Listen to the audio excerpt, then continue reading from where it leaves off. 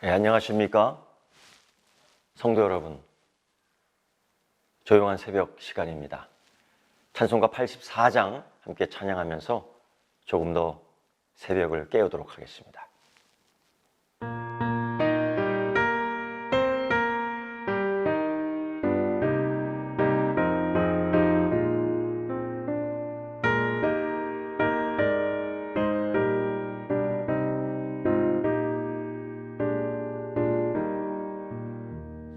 세상이 캄캄하여서 참 빛이 없었다니 그 빛나는 영광 나타나 온 세상 빛이었네. 영광의 주 영광의 주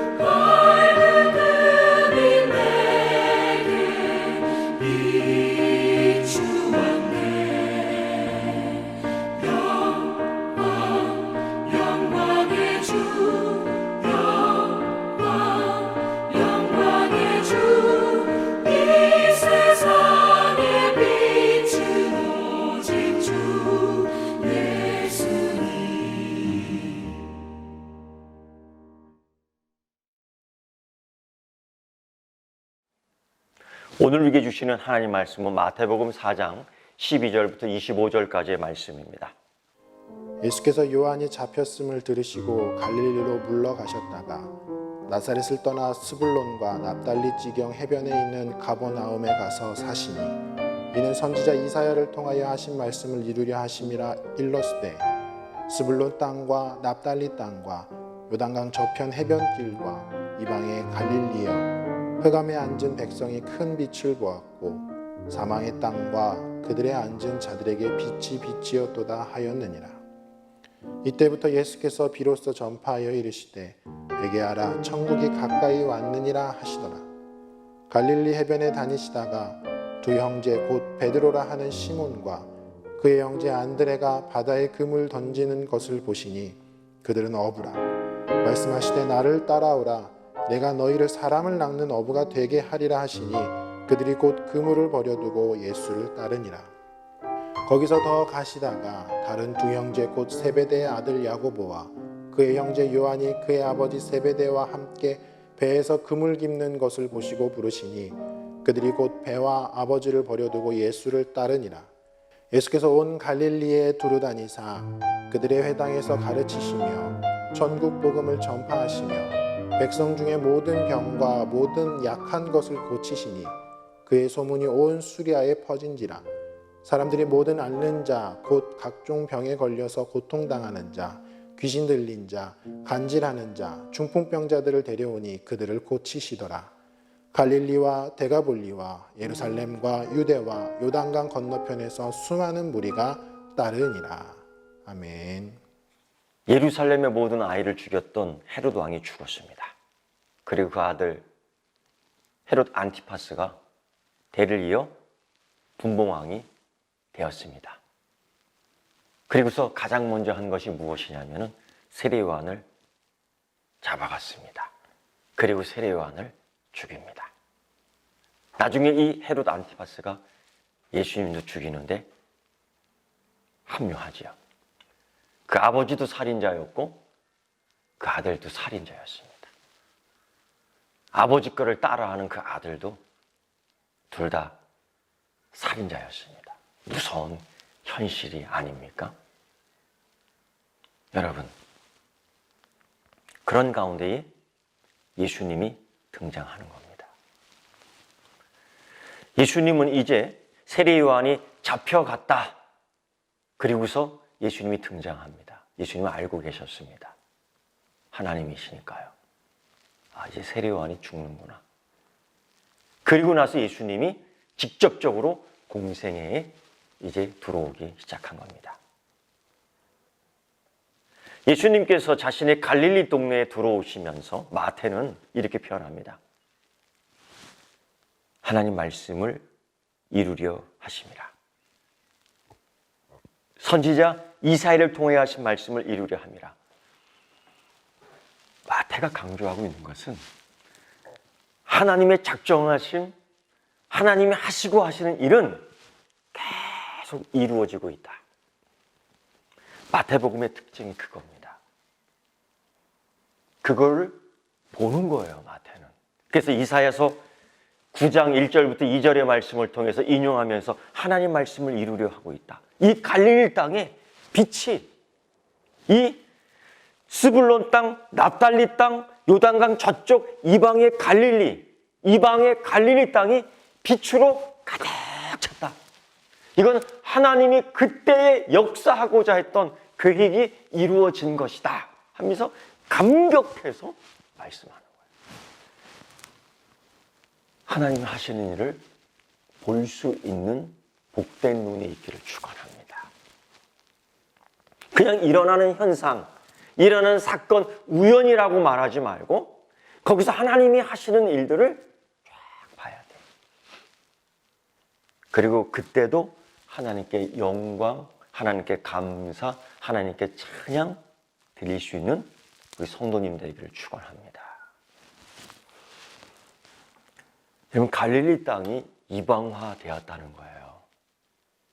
그러니까 갈릴리에서 무슨 선한 것이 나오겠느냐 이해해야 되는데, 이 아수르 정책, 북왕국 이스라엘을 그냥 짓이겨 놓은 후에 그 이방 사람들을 갈릴리에 이주시키면서 그냥 완전히 이방화시킨 겁니다.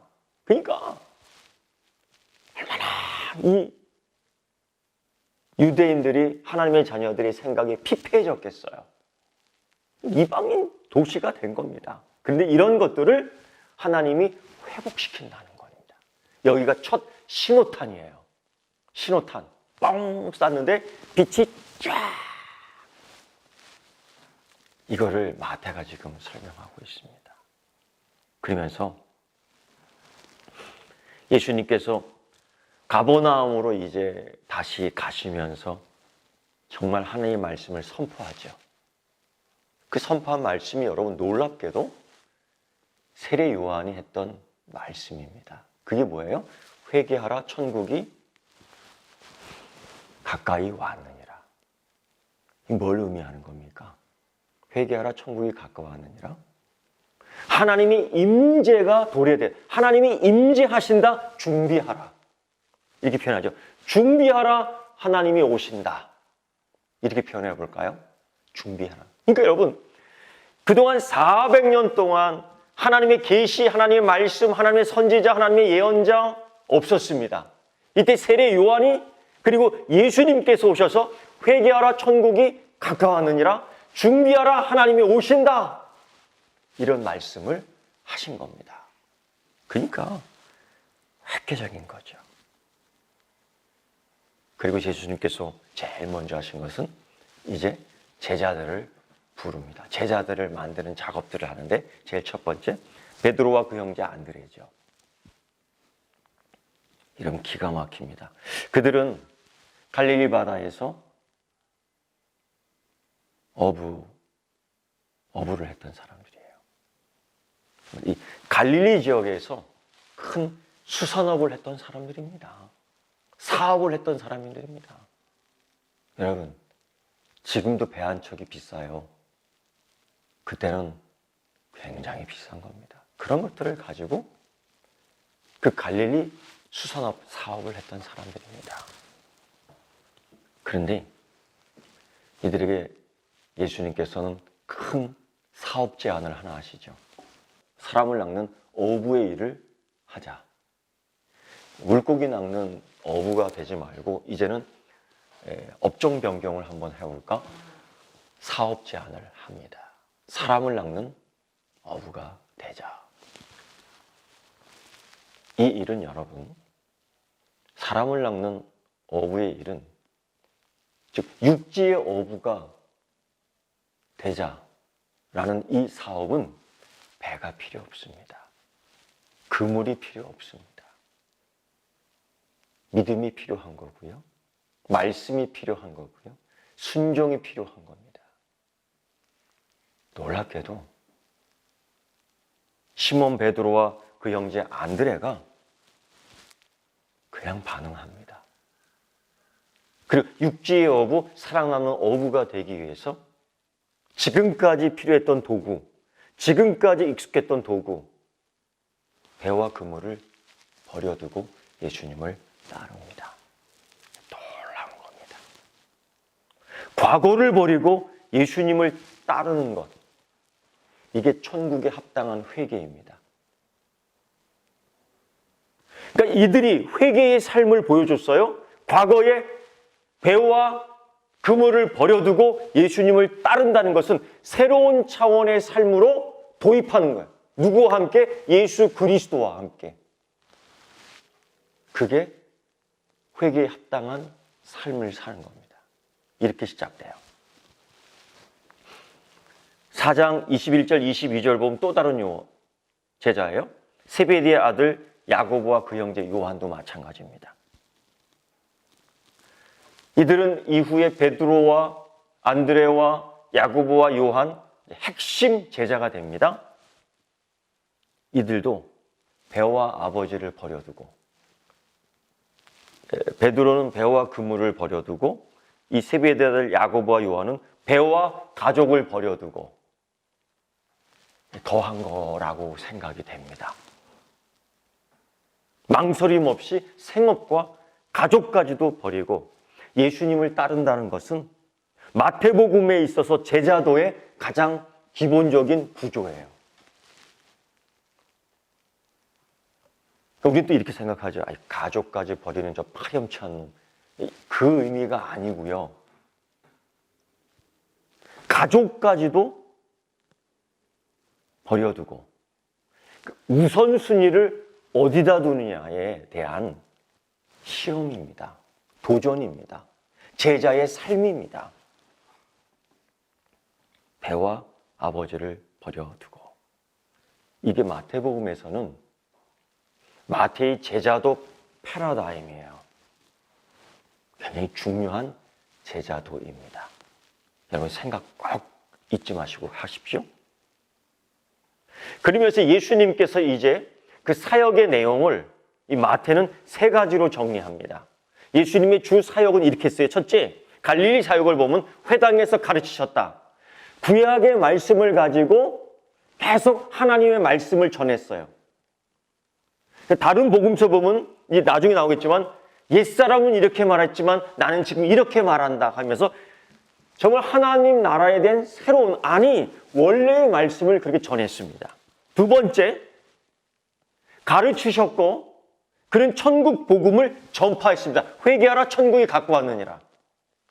가르쳤고 선포했고 전도했습니다. 세 번째, 그의 목회 사역은 양육이 있었고 보호하심이 있었습니다. 어떻게? 치유 사역과 축기 사역이 있었어요. 이건 뭐냐? 하나님 자녀를 보살피는 사역입니다. 이건 양육 사역이 되겠죠. 이것이 이 세 가지가 하나로 계속 움직였습니다. 가르치기만 하지 않았어요. 설교만 하고 끝나지 않았어요. 그냥 치유하고 가버려, 이게 아니었습니다. 계속 관리를 했어요. 목사들에게 있어서도 굉장히 필요한 목회 사역이 세 가지. 구역장님들도 마찬가지.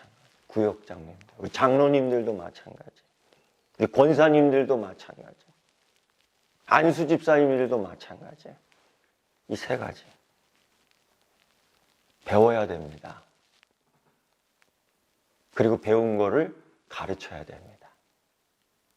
좋은 거를 배워야 됩니다. 축복받는 거를 배워야 됩니다. 그리고 축복받는 걸 가르칠 수 있어야 됩니다. 거기서 복음이 나오고 거기서 좋은 열매가 맺힐 수 있는 겁니다. 좋은 열매 맺지 않으면 찍어 불에 던져지느니라. 좋은 열매를 맺게 하는 배움과 가르침이 있어야 됩니다. 그럴 때에 양육이 되는 거죠. 양육이 되는 거죠. 예수님은 그 사역을, 공생의 사역을 이렇게 시작합니다. 사랑하는 성도 여러분, 오늘은 두 가지였던 것 같습니다. 두 가지. 제자의 도, 제자의 자세, discipleship이라고 얘기합니다. 예수님의 목양 사역 내용, 미니스트리라고 해요. 미니스트리라고 해요.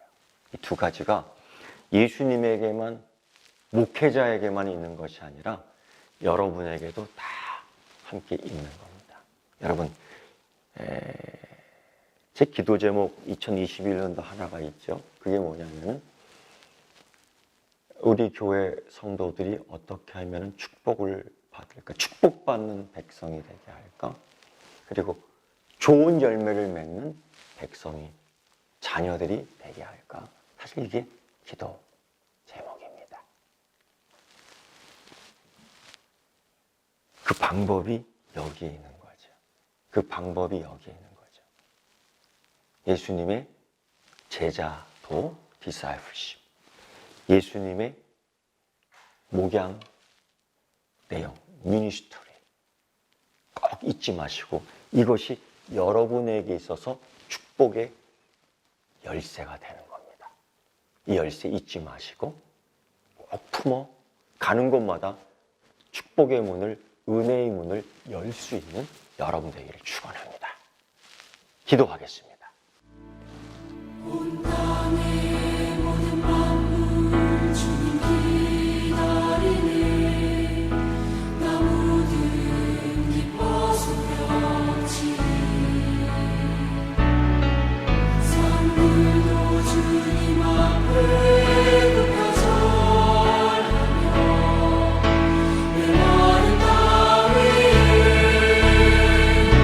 꽃을 피려 주 맞으시고 속히 오리니. 주님 오심을 만물이 보리라. 주 맞으시고 속히 오리니. 주님 오심을 만물이 보리라. 하늘에 계신 우리 아버지, 아버지 이름을 거룩하게 하시며 아버지의 나라가 오게 하시며 아버지의 뜻이 하늘에서와 같이 땅에서도 이루어지게 하소서. 오늘 우리에게 일용할 양식을 주시고 우리가 우리에게 잘못한 사람을 용서하여 준 것 같이 우리 죄를 용서하여 주시고 우리 시험에 빠지지 않게 하시고 악에서 구하소서. 나라와 권능과 영광이 영원히 아버지의 것입니다. 아멘. 주와